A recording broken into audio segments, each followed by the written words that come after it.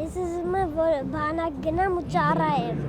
Զինվորական ճշտապահությամբ ու կոկիկությամբ խոսքում Հակիրճ 6-ամյա Մարտինը ճիշտ ժամին տեղում է Հանրապետության հրապարակում իր կյանքի առաջին զորահանդեսին։ Եկել է հատկապես տեսնելու իր շատ սիրելի տանկերը, նաև զենքերը, որովհետև լավն է։ 9:45 երկրի գլխավոր ժամացույցի ղողանջներով ու տրիբունայից հնչող հրամանով մարդաշատ եւ աղմկոտ հրապարակում քարանում է լռությունը ճիշտ վայրկյանում։ 2016-ից հետո առաջին անգամ Երևանի սրտում զին շքերթ է, նորանկախ Հայաստանի պատմության մեջ 7-րդը։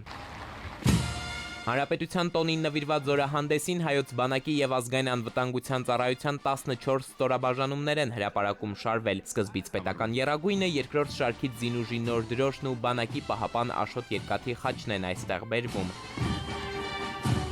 Հրապարակ է գալիս պաշտպանության նախարարը։ Սուրեն Պապիկյանին դիմավորում է գեներալ լեյտենանտ Էդվարդ Ասրյանը, զորահանդեսի հրամանատարը։ Պարոն նախարար, զորքերը շարված են։ Պաշտպանական գերատեսչության ղեկավարն իրեն ուղեկցող մեքենայով մոտենում է շարք կանգնած բոլոր ստորաբաժանումների ծառայողներին ու ողջունում։ Փառք նահատակներին եւ կեցցե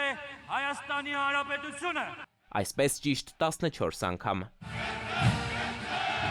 Ապա պաշտպանության նախարարը Հանրապետության հրապարակի քարե գորգի ուրվագծերով հասնում է կենտրոնական տրիբունա, բարձրանում այստեղ եւ վարչապետին զեկուցում, բանակը կազմ պատրաստ է շարանցման։ Պաշտպանության նախարար Սուրեն Պապիկյան։ Ազատ հրամանն արձակելուց հետո Նիկոլ Փաշինյանն ամբիոնին է մոտենում, վարչապետն ասում է Հանրապետության տոնն առաջին անգամ նշում ենք պատմական նոր, նրա պնդմամբ խաղաղության պայմաններում։ Շուրջ 35-ամյա հակամարտությունից հետո Հայաստանի Հանրապետության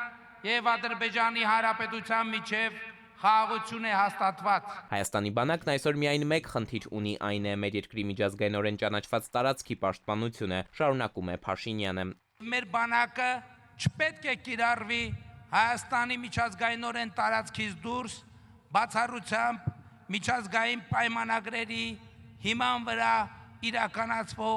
խաղաղապահ առաքելությունների։ Հանրապետության հրապարակով դեռ կանցնեն զորքերը, այստեղ նաև կցուցադրվի Հայաստանի ձեռք բերած նոր սպառազինությունը, բայց մինչև այդ Փաշինյանը պնդում է, զինապահեստը հնարավոր եղավ թարմացնել միայն 2022-ի Պրահյան հանդիպումից հետո, երբ Հայաստանն ու Ադրբեջանը Ալմա-Աթայի հռչակագրով ճանաչեցին միմյանց տարածքային ամբողջականությունները, Երևանն այդ թվում Արցախը Ադրբեջանի կազմում։ Միայն այս համաձայնությունից հետո սպառազինությունների միջազգային շուկան բացվեց Հայաստանի համար։ Վարչապետի ելույթից հետո խոսքի իրավունքը զորահանդեսի հրամանատարինն է, Ասրյանը հրամայում է սկսել այն։ Քայլով մարշ։